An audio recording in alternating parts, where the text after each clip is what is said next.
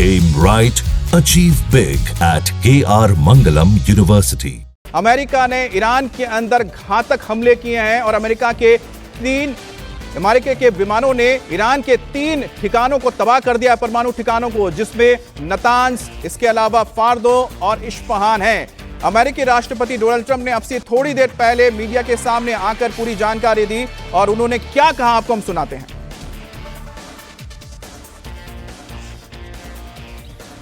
Thank you very much.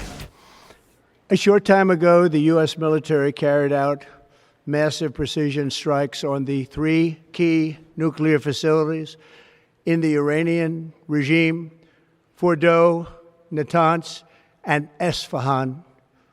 Everybody heard those names for years as they built this horribly destructive enterprise. Our objective was the destruction of Iran's nuclear enrichment capacity and a stop to the nuclear threat posed by the world's #1 state sponsor of terror. Tonight, I can report to the world that the strikes were a spectacular military success. Iran's key nuclear enrichment facilities have been completely and totally obliterated. Iran, the bully of the Middle East, must now make peace. If they do not, future attacks will be far greater and a lot easier. For 40 years, Iran has been saying death to America, death to Israel. They have been killing our people, blowing off their arms, blowing off their legs with roadside bombs. That was their specialty. We lost over 1,000 people, and hundreds of thousands throughout the Middle East and around the world have died as a direct result of their hate. In particular, so many were killed by their general, Qasem Soleimani. I decided a long time ago that I would not let this happen. It will not continue. I want to thank and congratulate Prime Minister Bibi Netanyahu. We worked as a team like perhaps no team has ever worked before. And we've gone a long way to erasing this horrible threat to Israel. I want to thank the Israeli military for the wonderful job they've done. And most importantly, I want to congratulate the great American patriots who flew those magnificent machines tonight, and all of the United States military on an operation the likes of which the world has not seen in many, many decades. Hopefully, we will no longer need their services in this capacity. I hope that's so. I also want to congratulate the chairman of the Joint Chiefs of Staff, General Dan Raisin-Kane, spectacular general, and all of the brilliant military minds involved in this attack. With all of that being said, this cannot continue. There will be either peace or there will be tragedy for Iran far greater than we have witnessed over the last 8 days. Remember, there are many targets left. Tonight's was the most difficult of them all, by far, and perhaps the most lethal. But if peace does not come quickly, we will go after those other targets with precision, speed, and skill. Most of them can be taken out in a matter of minutes. There's no military in the world that could have done what we did tonight, not even close. There has never been a military that could do what took place just a little while ago. Tomorrow, General Kane, Secretary of Defense, Pete Hegseth will have a press conference at 8 a.m. at the Pentagon. And I want to just thank everybody, and in particular, God. I want to just say, we love you, God, and we love our great military. Protect them. God bless the Middle East. God bless Israel. And God bless America. Thank you very much. Thank you. अमेरिकी राष्ट्रपति Donald Trump, जिन्होंने साफ कहा है कि अगर शांति जल्द नहीं लौटती है तो ऐसे में अमेरिका को कदम उठाना पड़ेगा, और अमेरिका का जो कदम होगा वो बहुत ही त्वरित होगा, फास्ट होगा और बहुत ही खतरनाक होगा। और अभी भी जो बाकी इलाके हैं इस वक्त ईरान में मौजूद हैं, जो न्यूक्लियर फैसिलिटीज हैं, उनको तबाह कर दिया जाएगा। हमारे साथ कर्नल टिक्कू भी जुड़े हुए हैं, रिटायर्ड कर्नल टिक्कू हमारे साथ डिफेंस एक्सपर्ट हैं। टिक्कू सर, जिस तरह से डोनाल्ड ट्रंप या फिर अमेरिका ने कदम उठाया, किसी ने इसकी कल्पना की थी? क्योंकि बात तो हो रही थी कि 2 हफ्ते का वक्त है, बातचीत हो रही है, बातचीत के जरिए मामला सुलझाया जा सकता है। अचानक हमला कैसे हो गया? नहीं, ये तो काफी देर से पता था कि अमेरिका डेफिनेटली अटैक करेगा, और मुझे लगता है ये जो उन्होंने कल या परसों स्टेटमेंट दी थी कि हम एक दो हफ्ते के लिए ये डिसीजन टाल रहे हैं, वो बेसिकली हर युद्ध में जो है सरप्राइज गेन करने का एक बहुत बड़ा एक प्रिंसिपल ऑफ वॉर है कि आपको पूरी सरप्राइज मिलनी चाहिए जब आप कोई काम करते हैं। तो वो मेरे ख्याल से वो सरप्राइज गेन करने, स्ट्रेटेजिक सरप्राइज जिसको बोलते हैं, क्योंकि प्रेसिडेंट ने खुद ये बोला था।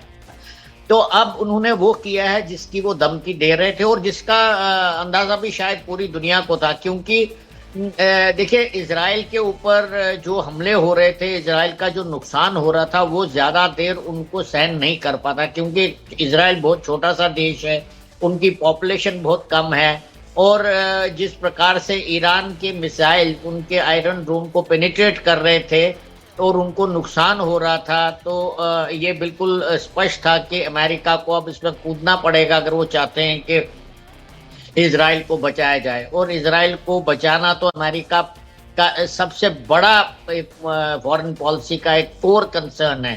तो दूसरी बात यह है कि ईरान और अमेरिका के बीच में भी दुश्मनी बहुत पुरानी है।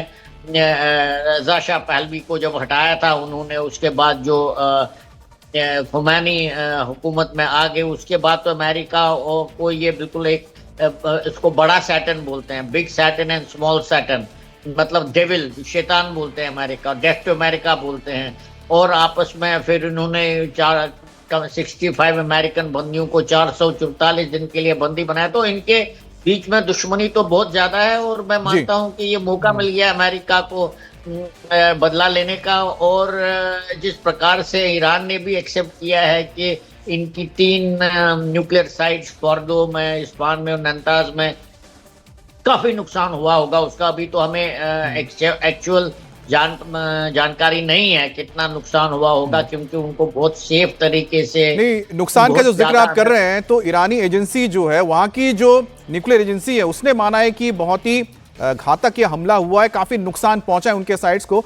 साथ ही कर्नल टिक्कू एक और शब्द का इस्तेमाल किया है यहां पर, या कहें कि एक वाक्य का इस्तेमाल किया गया है डोनाल्ड ट्रंप की ओर से, जो उन्होंने ट्वीट किया था। उन्होंने लिखा था फार्दो इज गॉन। और फार्दो इसलिए बहुत अहम होता है क्योंकि एक ऐसा टारगेट जो जमीन से करीब 250 फीट नीचे था, दुनिया में शायद ही कोई ऐसा आप कह सकते हैं कि बॉम्ब था जो इस पे हमला कर सकता, तबाह कर सकता था, सिर्फ अमेरिका को छोड़ के, GBU-57।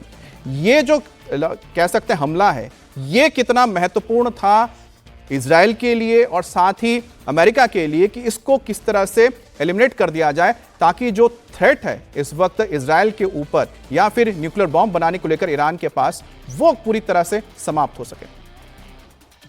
देखिए मिलिटरली इसमें बहुत नई नई चीजें हुई हैं जो एक नया अध्याय जोड़ेंगी मिलिट्री वॉरफेयर के अंदर। सबसे पहले तो B-52 बॉम्बर का इस्तेमाल किया गया और फिर GBU-57 आपने बताया, इसके बारे में सुना बहुत था हमने कि ये डीप पेनिट्रेशन करके जहां पर भी आपने छुपाया होगा वहां पर पहले पहुंचता है, पहुंचने के बाद ये फटता है, तो पूरी डैमेज उस जगह होती है, आप कितना भी नीचे जमीन के नीचे रखो। लेकिन इनका इस्तेमाल अभी तक कम्बैट में नहीं हुआ था, तो ये पहली बार है जब एक्चुअल कम्बैट में इसका इस्तेमाल हुआ है। और ये मेरे ख्याल से मिलिट्री वॉरफेयर के लिए एक नई अध्याय जुड़ी है, इसके ऊपर काफी सारा विवरण भी आ जाएगा, इसकी एग्जामिनेशन भी की जाएगी। जहां तक ये भी बताया जा रहा था, खासकर फुर्दो में जो न्यूक्लियर फैसिलिटी है उसको 220 फीट के करीब नीचे उन्होंने बनाया था। दैट मीन्स जो GBU-57 की क्षमता है वो मेरे ख्याल से 80 फीट के करीब, 80-100 फीट के करीब है। लेकिन अगर आप उनको टैंडम में यूज करेंगे तो आप उनका फायदा उठा सकते हो। मुझे लगता है ऐसा ही किया होगा इन्होंने, क्योंकि एक बॉम्बर का इस्तेमाल नहीं हुआ, सबमरीन से टॉमाहोक मिसाइल आया, तो काफी सारी चीजें इन्होंने करी होगी।